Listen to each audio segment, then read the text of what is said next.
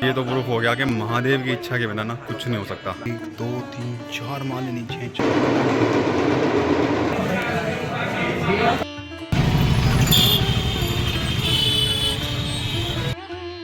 पक्का और रखा, टाइल्स वाइल्स लगी हुई हैं और साइड में जितनी भी दुकानें हैं, दुकानों के सारे बैनर ए टू जेड जो भी मतलब इनके प्रमोशन के वो हैं, सब रेड कलर में, सब रेड, किसी का भी अलग नहीं है, पूरी मार्केट में रेड है। ये देखो 32 महीने लोगों को लगता है काशी विश्वनाथ धाम मात्र 32 महीने में तैयार हुआ, लेकिन मेरे हिसाब से तो इसे तैयार होने में 3 शताब्दियाँ लग गई। 300 साल इंतजार करना पड़ा हम हिंदुओं को अपने बाबा के संपूर्ण दर्शन करने के लिए। आइए जानते हैं इस इतिहास के बारे में। द्वादश ज्योतिर्लिंगों में प्रमुख काशी विश्वनाथ मंदिर आदिकाल से ही काशी में है। यह स्थान शिव और पार्वती का आदि स्थान है, इसलिए आदिलिंग के रूप में अविमुक्तेश्वर को ही प्रथम लिंग माना गया है। इसका उल्लेख महाभारत और उपनिषद में भी किया गया है। ईसा पूर्व 11वीं सदी के राजा हरिश्चंद्र ने जिस विश्वनाथ मंदिर का रेनोवेशन कराया था, उसका सम्राट विक्रमादित्य ने भी रेनोवेशन कराया था। उसे ही 1194 में मोहम्मद गौरी ने तुड़वा दिया था। इतिहासकारों की माने तो जिस भव्य मंदिर को सन 1194 में मोहम्मद गौरी द्वारा तुड़वा दिया गया था, इसे फिर से बनवाया गया, इसे फिर से एक भव्य मंदिर बनवाया गया। लेकिन इस बार फिर इसे सन 1447 में जौनपुर के सुल्तान मोहम्मद शाह द्वारा तोड़ दिया गया। पुनः सन 1585 ईस्वी में राजा टोडरमल की सहायता से पंडित नारायण भट्ट द्वारा इस स्थान पर फिर से एक भव्य मंदिर का निर्माण कराया गया। इस भव्य मंदिर को सन 1632 में शाहजहां ने आदेश पारित कर तोड़ने के लिए सेना भेज दी। सेना हिंदुओं का प्रबल विरोध के कारण विश्वनाथ मंदिर के केंद्रीय मंदिर को नहीं तोड़ सकी, लेकिन इसके आसपास के काशी के 63 मंदिरों को तोड़ दिया गया। Doctor A.S. भट्ट ने अपनी किताब दान हारावली में इसका जिक्र किया है कि टोडरमल ने मंदिर का पुनर्निर्माण 1585 में करवाया था। 18 अप्रैल 1669 को औरंगजेब ने एक फरमान जारी कर काशी विश्वनाथ मंदिर ध्वस्त करने का आदेश दिया। यह फरमान एशियाटिक लाइब्रेरी कोलकाता में आज भी सुरक्षित रखा गया है। उस समय के लेखक सागी मुस्तैद खां द्वारा लिखित मासिद आलमगीरी में इसे ध्वस्त करने का वर्णन है। औरंगजेब के आदेश पर यहाँ कई मंदिरों को तोड़कर एक ज्ञानव्यापी मस्जिद बनाई गई। 2 सितंबर 1669 को औरंगजेब को मंदिर तोड़ने का कार्य पूरा होने की सूचना दी गई। औरंगजेब ने प्रतिदिन हजारों ब्राह्मणों को मुसलमान बनाने का भी आदेश पारित किया था। आज उत्तर प्रदेश के 90% मुसलमानों के पूर्वज ब्राह्मण हैं।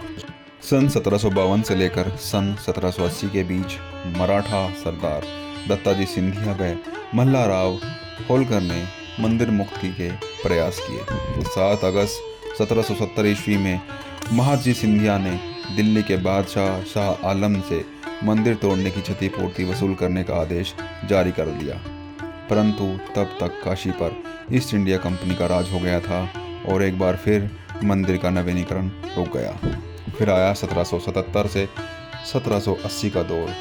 इसमें इंदौर की महारानी अहिल्याबाई द्वारा इस मंदिर का पुनर्निर्माण कराया गया था।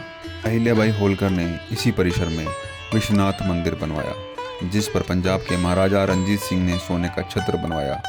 ग्वालियर की महारानी बेजाबाई ने ज्ञानवापी का मंडप बनवाया और महाराजा नेपाल ने वहाँ पर विशाल नंदी की प्रतिमा स्थापित करवाई। फिर आया समय सन 1809। 1809 में काशी के हिंदुओं ने जबरन बनाई गई मस्जिद पर फिर से एक बार अपना कब्जा कर लिया, लेकिन क्योंकि यह संपूर्ण क्षेत्र ज्ञानवापी मंडप का क्षेत्र है, जिसे आजकल ज्ञानवापी मस्जिद कहा जाता है। 30 दिसंबर 1810 को बनारस के तत्कालीन जिला दंडाधिकारी मिस्टर वाइटसन ने वाइस प्रेसिडेंट इन काउंसिलिंग को एक पत्र लिखकर ज्ञानवापी परिसर हिंदुओं को हमेशा के लिए सौंपने के लिए कहा, लेकिन यह कभी संभव हो नहीं पाया। प्रधानमंत्री नरेंद्र मोदी ने मंदिर के विस्तारीकरण और रेनोवेशन के लिए 8 मार्च 2019 को विश्वनाथ मंदिर कॉरिडोर का शिलान्यास किया था।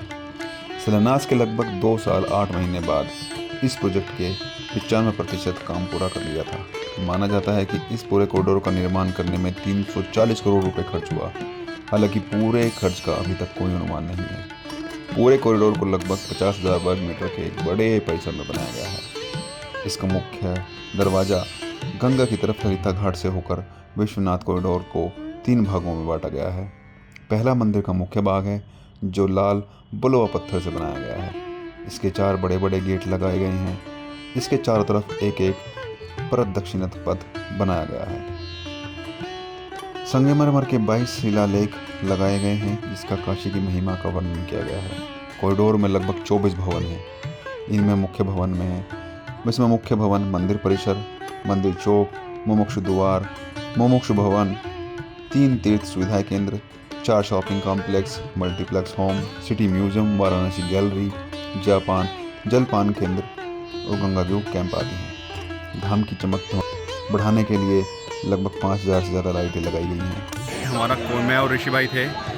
ऋषि भाई को आप जब भी जानते हैं, हम केदारनाथ पे हमारी मित्रता हुई थी रास्ते में। और अभी हमारा ना कोई प्लान नहीं था किसी भी तरह से। हमारे सिर्फ इतना था कि अभी बाहर से कॉरिडोर घूम के हम चले जाएंगे। सुबह अर्ली मॉर्निंग 3 बजे आके स्पर्श दर्शन करेंगे, क्योंकि उसी टाइम आप भवन के गर्भगृह के अंदर जा सकते हो स्पर्श दर्शन करने के लिए। लेकिन आप यकीन नहीं मानेंगे, हुआ क्या कि हम आए, हमने सोचा चलो दर्शन भी कर ही लेते हैं साथ साथ। दर्शन के लिए हम अंदर घुसे, हमने नॉर्मल दर्शन किए बाहर से लाइन में लग के। और हम लोग मतलब अंदर घुसे तो हमने वहीं साइड में टीवी स्क्रीन लगी हुई थी। मैंने कहा चलो यहाँ बैठ जाते हैं थोड़ी देर।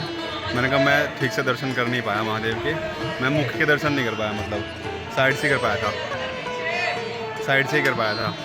तो हम 2 मिनट वहाँ बैठे और पता नहीं कैसे रास्ते खुलते गए और हम सीधा गर्भगृह में, जबकि बैरिकेडिंग लगी हुई थी सब जगह। अपने आप रास्ते खुलते गए अपने आप, और सीधा हम महादेव के गर्भगृह में। मानो प्रभु का बुलावा था। बस प्रभु ने कैसे बुलाया हमें खुद नहीं पता। दोनों भैयाओं को हमें खुद नहीं पता और कैसे हुए। उसके बाद हम अंदर गए। अंदर जाते ही पहले मुझे महादेव के जो स्पर्श से ये वाला माला मुझे दी, फिर बाहर आती पंडित जी ने मुझे ये वाली माला दी, और उसके बाद बाहर हो रहा तो पंडित जी ने मुझे ये रुद्राक्ष दिया। अब सोचो, मतलब इतने खूबसूरत दर्शन, इतने तसल्ली से दर्शन मैंने सोचा ही नहीं था कि इतने अच्छे दर्शन होंगे। अभी मर्जी के एक पत्ता नहीं हिलता। अभी यहाँ लॉकर रूम से हमने अपना ड्रोन तो बाहर ही रखवा दिया था। ड्रोन यहाँ रखवाया था। मोबाइल आप कॉरिडोर तक अंदर ले जा सकते हो, मोबाइल आपका वहाँ जमा हो जाता है। कॉरिडोर के अंदर मतलब कोई कैमरा या फिर ड्रोन किसी तरह कुछ भी अलाउ नहीं है। ठीक है जी, वो आपका यहाँ ये गवर्नमेंट का है, गवर्नमेंट द्वारा बना हुआ। यहाँ से बिना किसी शुल्क के अपना हो सकते हैं। ये तो प्रूफ हो गया कि महादेव की इच्छा के बिना ना कुछ नहीं हो सकता। अगर उनकी इच्छा है, आपकी नहीं है अंदर जाने की, वो आपको बुला के ही मानेंगे, चाहे कैसे मानो। और अगर उनकी इच्छा नहीं है, आप कुछ भी करते रहो, वो दर्शन देंगे ही नहीं। तो हमारे साथ तो बिल्कुल हर बार ऐसा ही होता है, हर बार प्रूफ होता है। चाहे वो मैं उज्जैन गया था बहुत पहले, उज्जैन में गया, उज्जैन महाकाल, ओंकारेश्वर, जगन्नाथ महादेव और जागेश्वर महादेव। मुझे हमेशा महादेव से ऐसा लगा और इतने मतलब यार कहीं हो जाकर वो फील ही नहीं आती। अभी आप भी सोच रहे हो कैसी बकवास करे जा रहा, पर मैं क्या करूँ। महादेव के प्रति जो मतलब एक निष्ठा है ना, एक मतलब एक अंदर से है वो जो भी है। ये मंदिर की बैक साइड में है, तो ये देखिए आप देख पा रहे होंगे घरों के अंदर मंदिर, या ये कहें कि मंदिरों का अतिक्रमण करके घर बनाए गए। इस काशी में सिर्फ मंदिरों के अलावा कुछ था ही नहीं। देख पा रहे होंगे अगर आप, ये देखिए कॉरिडोर के अंदर तो अंदर, कॉरिडोर के बाहर भी। ये देख पा रहे हैं आप, ये सब कॉरिडोर के बाहर के हिस्से हैं।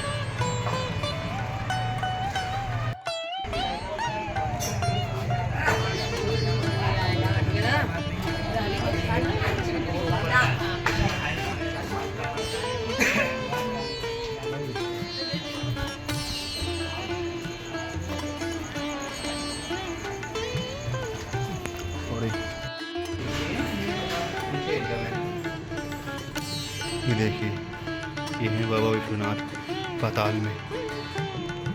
नीचे जाने का रास्ता है।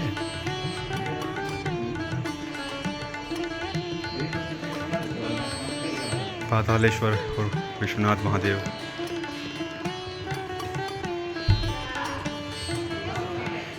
जरा सोचिए कितने पुराने हैं ये शिवलिंग, जो आपके 1 2 3 4 माले नीचे, 4 माले नीचे। बनारस की या कहीं काशी की या कहीं विश्वनाथ की संकरी गलियों से निकलते हुए बाहर जा रहे हैं। पहले से रास्ता था, ये लोग पूजा देते हैं। हाँ। पहले से मंदिर रास्ता था। फोटो बनने से पहले।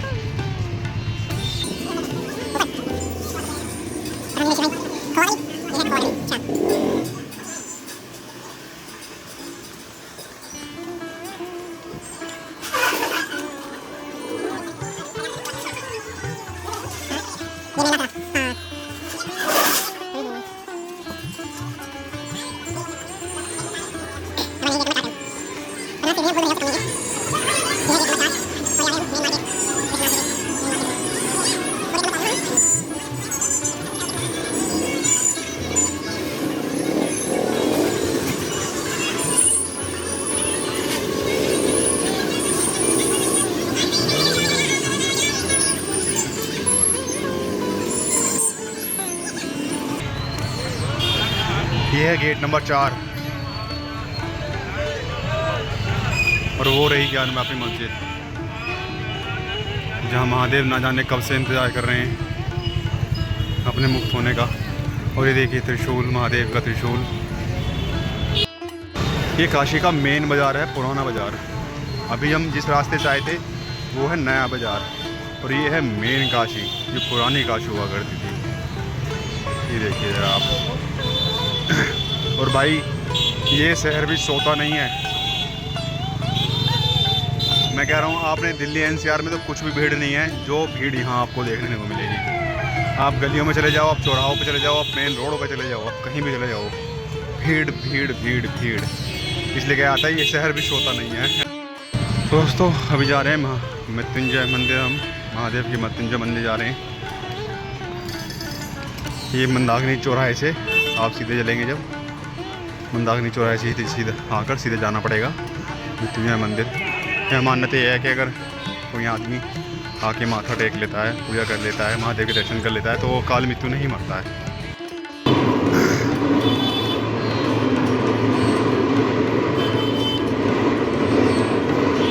और देखिए सामने ही मंदिर है, मृत्युंजय मंदिर। हो ना, देखो यहाँ भी आरती का समय हो रहा है।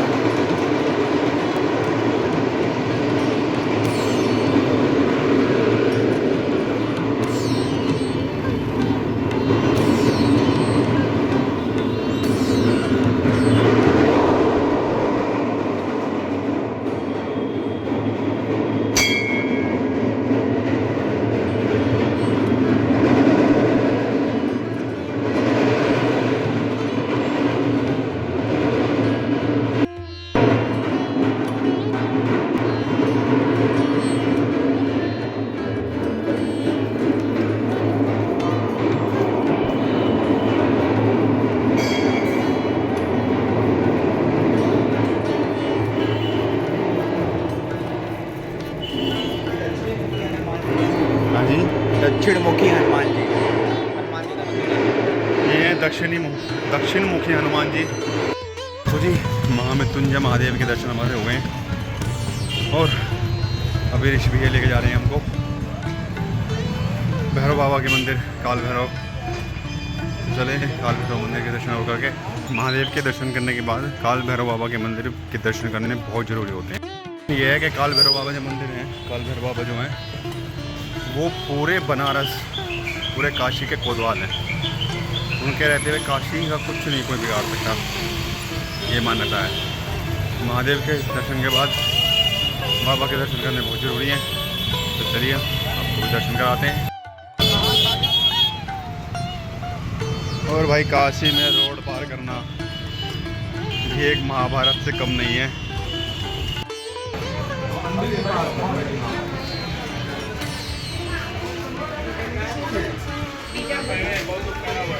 और ये रहे सामने काशी के कोतवाल काल भैरव।